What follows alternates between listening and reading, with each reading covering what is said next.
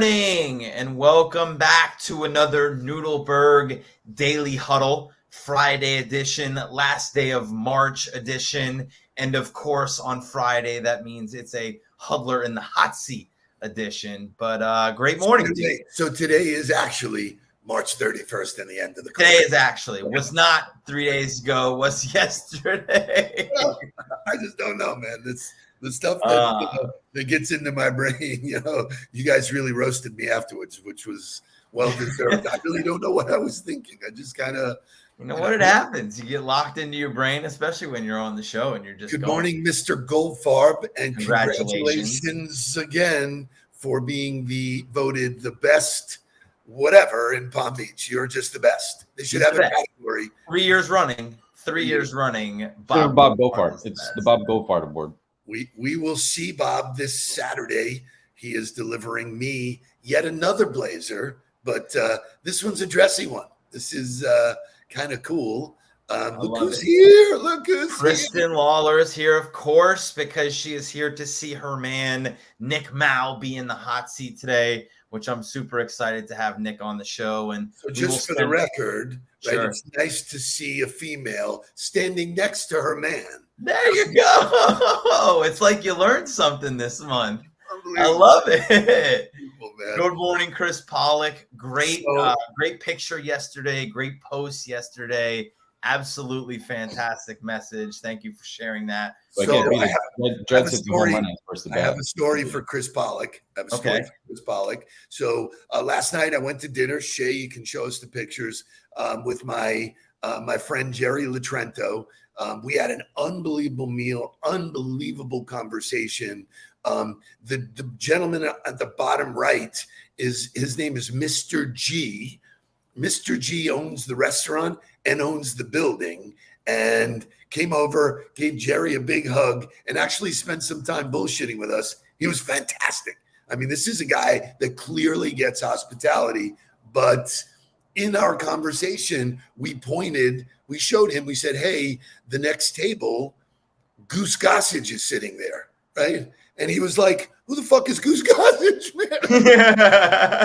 That's awesome. It was like, he goes, something about it. If it's not Robert De Niro and not, right. Pacino, it was so great. It was so classic. You can't mistake the mustache or the handlebar. Did he have the mustache? I mean, he still rocking the mustache? He did. And I will tell you, he was super friendly. And, he gives, that athlete genre, he gave it a good feeling because, he was very open. His table was very open. We didn't really, So Mr. G called Jake the Chancellor. Man, that's awesome. Yes. And I mean, for those of you that don't know New York Prime, of the steakhouses in South Florida, it's probably the best show. I mean, I don't know that there's a better the experience of it, like Prime down south is cool or whatever for, an experience or going once. I think a great steak is at Okeechobee Steakhouse in West Palm. Flagler is obviously another staple of a great piece of meat. But as far as like experience of going to a steakhouse, New York Prime is pretty far up there for me. I happen to agree. So I don't want to take any time away from today's Huddler. I'm sure there's going to be some FSU music or some kind of war chant going on here. First thing I said to him. I'll have to deal with that. But let's wake up. We'll come back. We'll do his walk-up music, which is really cool. And then we will welcome. Wake up, walk up, Huddler hot music, and then Nick's here. Let's go. Wake up, everybody. Get up, get up, get up, get up. Wake up. Come on. Wake up, everybody. Teach a new way. Maybe then they'll listen what you have to say.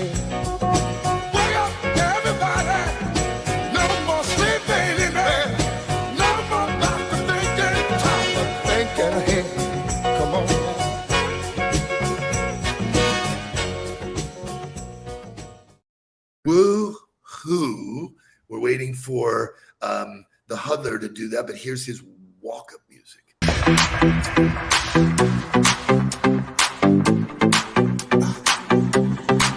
Let's go.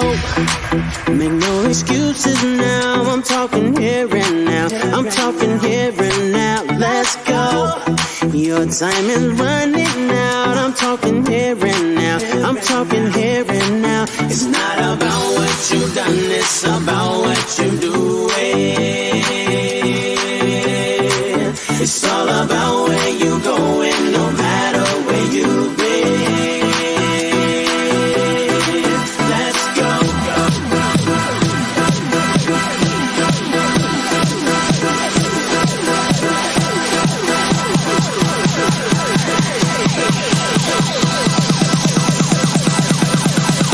Let's go.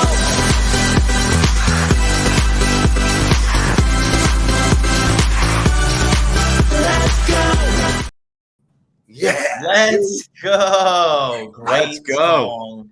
And Nick, I don't know if you're noticing, but you are actually the first Huddler in the hot seat to have the new backdrop with the flame underneath the box. For the Oh, I hot feel seat. special. Oh, you I love are. it. It's going to get hot in here.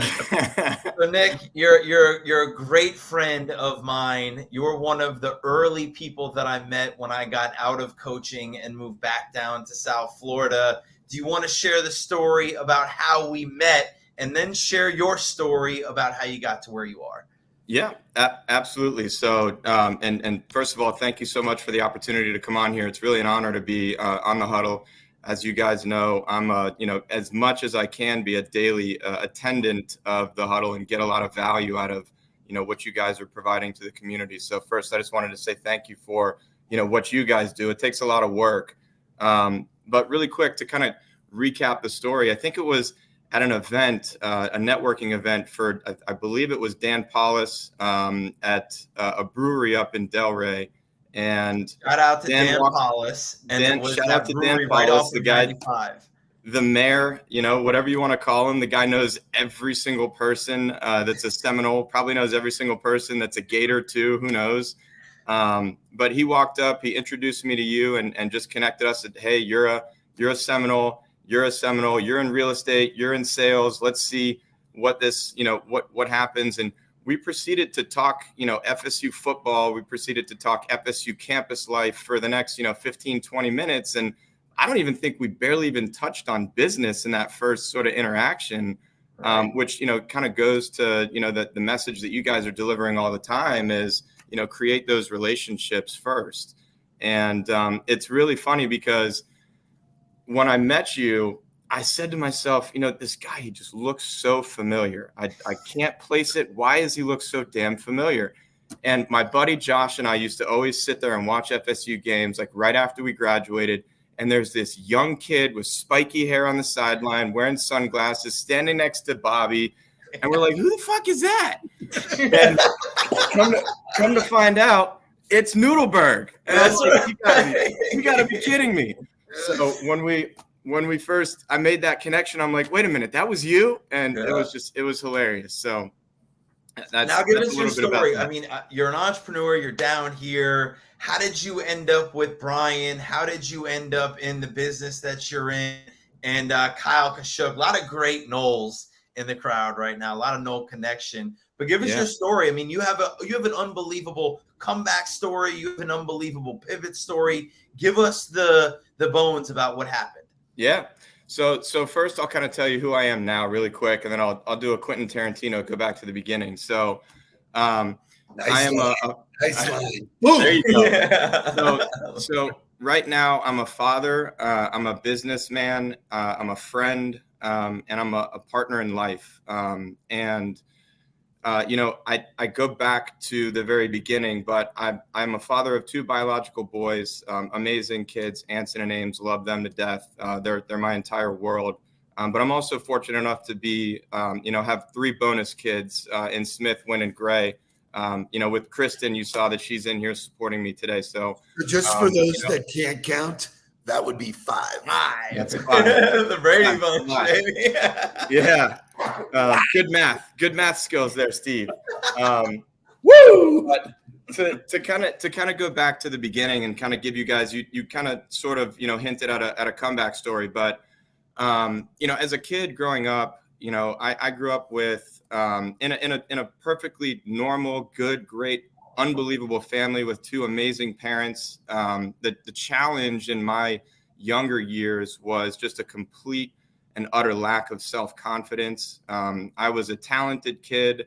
I had all the skills physically and emotionally, but I just didn't know how to handle, the lack of confidence that I had growing up. And so, it created a lot of challenges and a lot of, things that I had to overcome as a kid.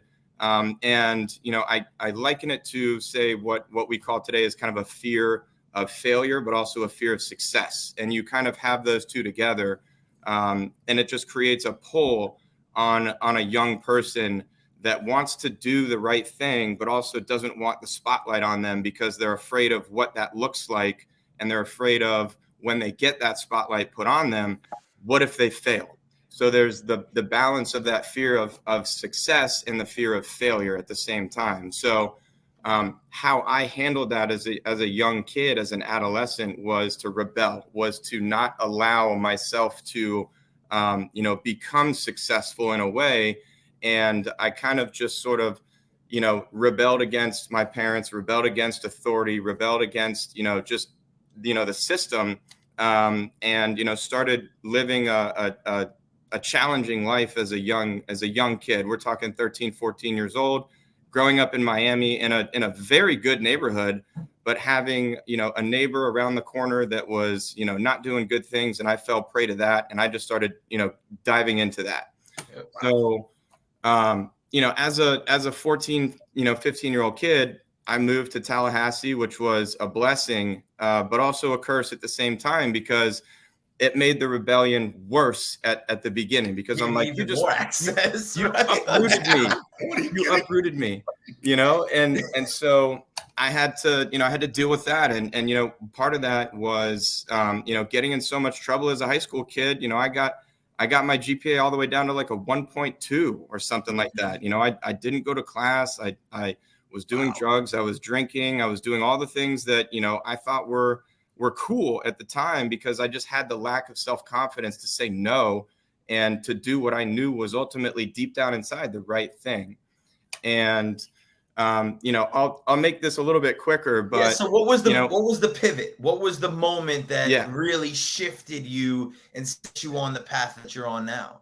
Good question. But before you do that, just so that we know, and everybody who's watching, this is a common phenomenon called the imposter syndrome, where people self-sabotage because they don't believe they belong at that higher echelon. It happens often, happens a lot in women, but thank you for sharing, because 100%. That's a deep thought. Yeah.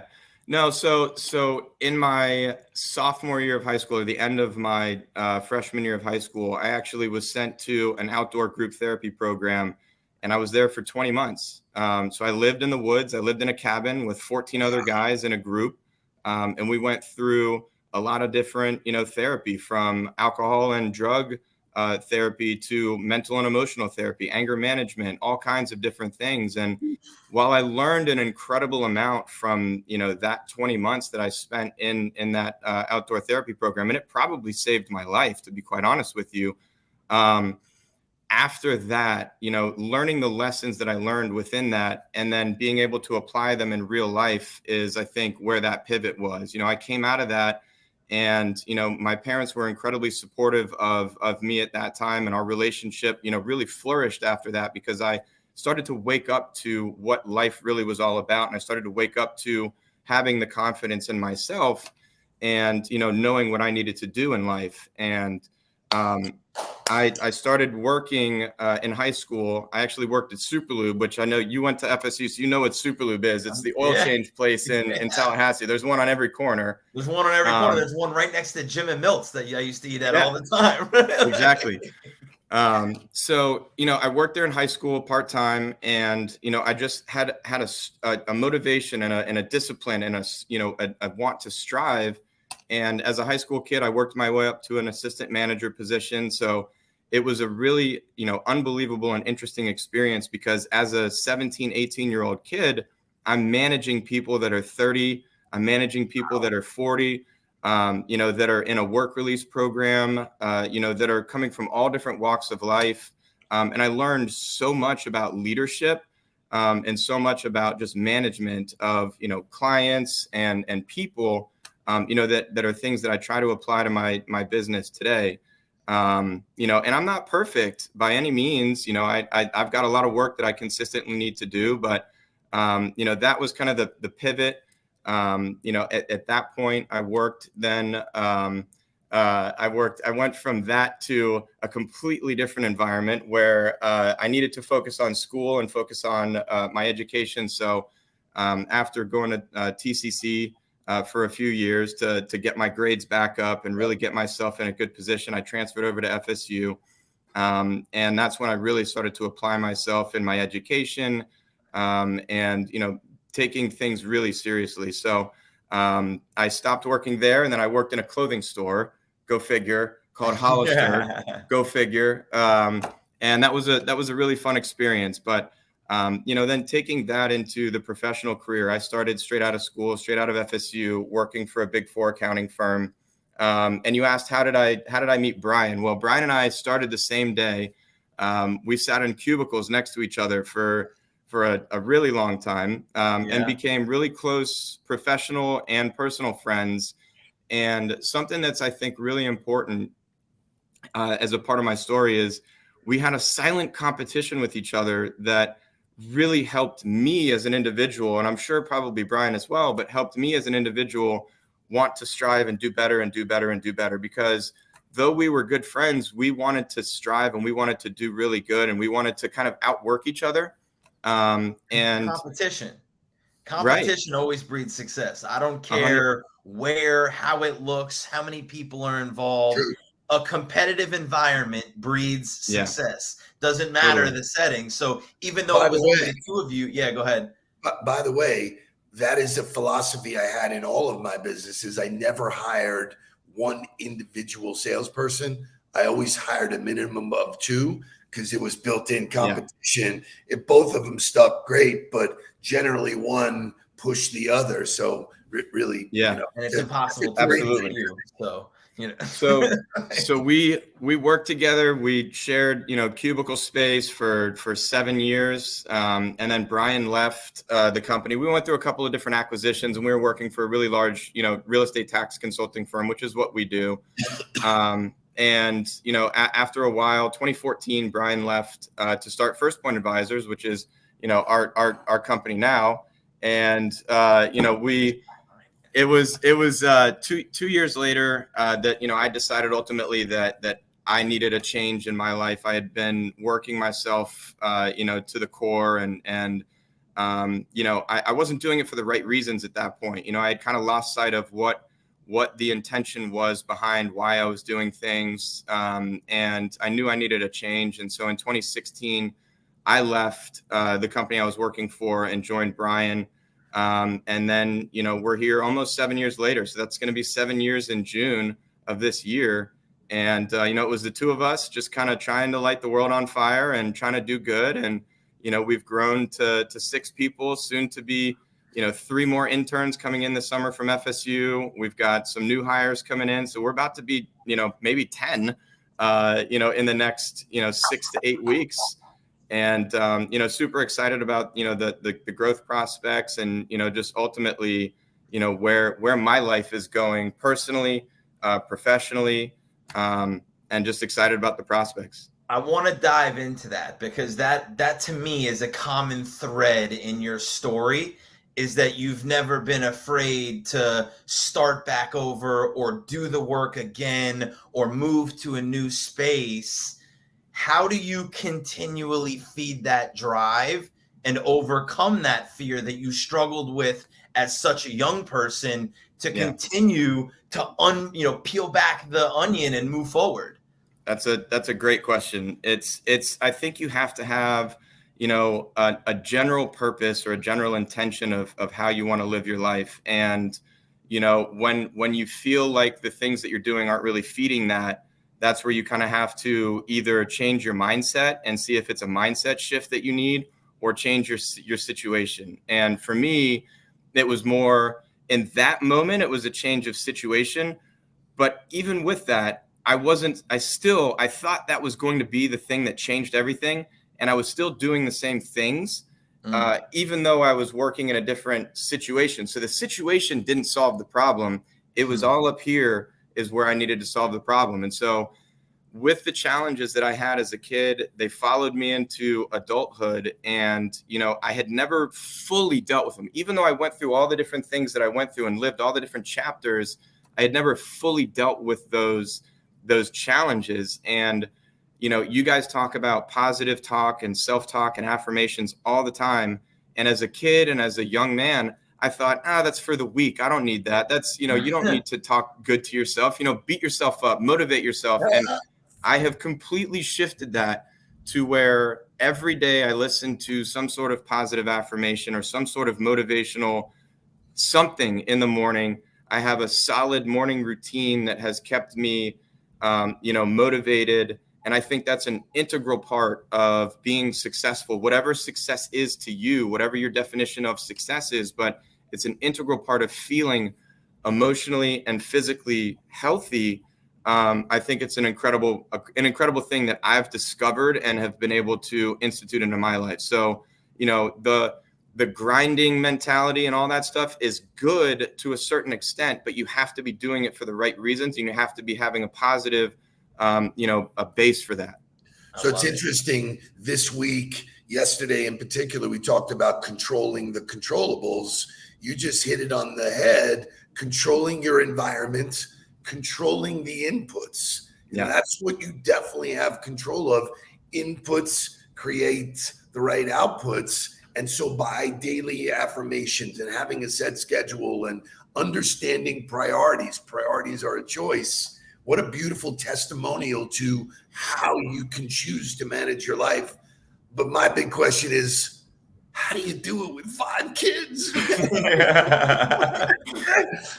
Your lady needs the Medal of Honor, man. Well, like Mark has said, and like you said at the beginning of this, we stand beside each other.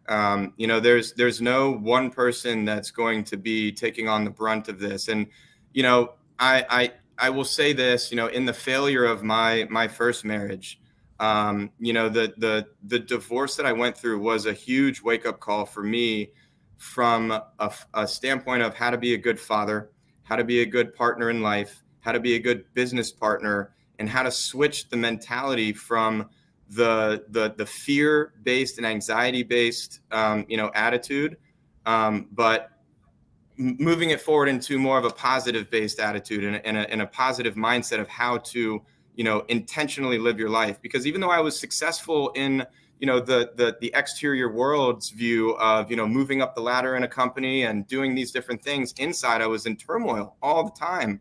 I was being, pulled in one direction by my then wife and being pulled in another direction by my business. And I'm in the middle, and I was going, I don't know what to do. And it wasn't until that major obstacle, that major event in my life where I really just went, what the hell have I been doing? And, it changed my perspective completely on fatherhood. And just, I am a completely different father to my children and to, our children collectively with Kristen than I used to be 3-4 years ago. And, thank God it happened. I don't wish that on anyone, and I don't think that the divorce itself, but I mean the action and the obstacle that I had to overcome. As Ryan Holiday says, the obstacle is the way. And, it's that's great. It's so true. It's so true. And one thing I'll say with this is the battle lies within, and I have that tattooed on my ribs, and it was a tattoo that I got in the midst of going through the struggle that I was going through in my first marriage. And it's one of those reminders that I see every day that the exterior world, the external world, is going to be what it's going to be. And the battle with yourself is really internal. And, it goes back to the mental and emotional challenges and the physical challenges. I'm an endurance runner. The battle of running a long distance race and getting through that, it's up here. It's all up here. You've got the physical tools to do it. You've trained, you've got everything, but can you push yourself? Can you push your mind? Can you push your body to accomplish the goal that you've set out? Can you do that in life? Can you do that in your professional career and your personal career? Your personal. So, I'm not sure what the impetus or the inflection point was. May have been the divorce. I had somebody like at the pinnacle of my career, or so I thought, say to me, what happens if you climb the corporate ladder just to realize it's leaning against the wrong building? And I felt like he reached in and tore my tonsils out, because that's where I was.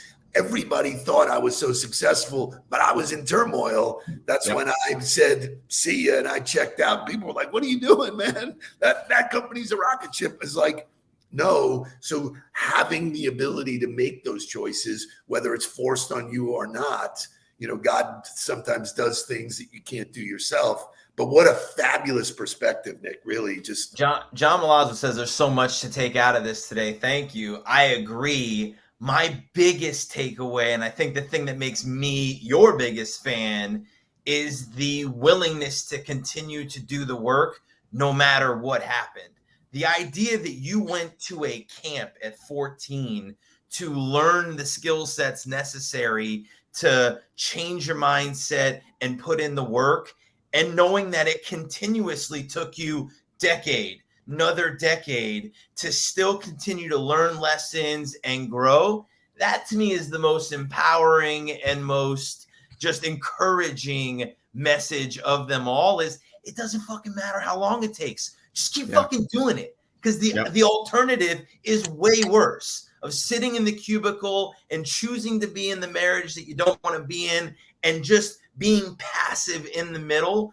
You've never decided to just sit there no matter how long it took. And that to me is why I love you so much. And I'm here's something amazing. Here's something amazing. This is his first podcast. He has never done one before. I asked him, and the universe does great things. He's going to be on 3 other podcasts coming up.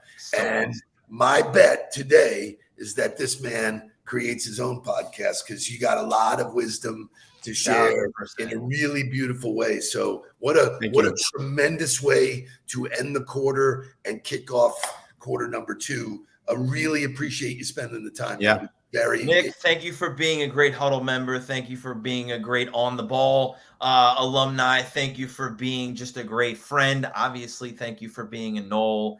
And we appreciate you. Great job today. Great Huddler in the hot seat. For all of you, go have a great weekend. We will see you on Monday from Las Vegas, bright and early at 5 a.m. our time. And you know that the grind includes Saturday and Sunday. So thank you again, Nick. Let's get down to business. We'll see you guys on Monday. Let's go. Please don't worry about me. I'm about to let my heart speak. My friends keep telling me to leave this. So let's get down to business.